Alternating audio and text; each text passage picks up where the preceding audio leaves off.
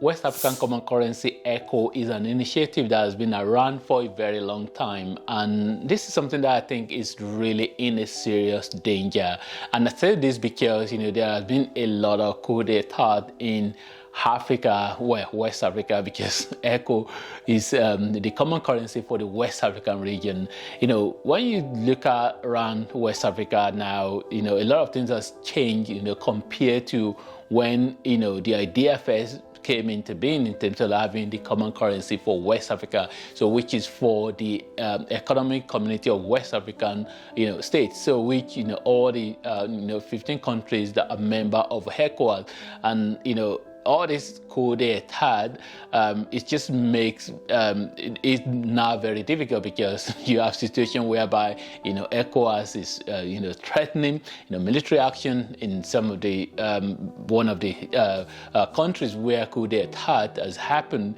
So, and I just think there are now a lot of things that are in play, so which those things that have in play before, in terms of like having to talk about France, who they still have a lot of huge influence on the countries that are their former colony. I'm talking about the francophone African country, and well, especially the West African region now that I'm talking about. So this is something that it might just actually be that because some of these places where where coup d'etat has happened, some of them completely it's very obvious that they are just saying to France that we don't want you anymore. But I don't think it's all of them. So because sometimes you're not really sure where some country where do they lean towards? Are they now ready to now completely cut tie with France? And clearly Niger is one of the ones that obviously just say we don't want, and then Mali as well. Mali, of course, yes, they just remove, France or French language as their official language. So, and then you have, Burkina Faso, which, the head of the government, the military guy, obviously, wasn't actually hiding it, speaking out.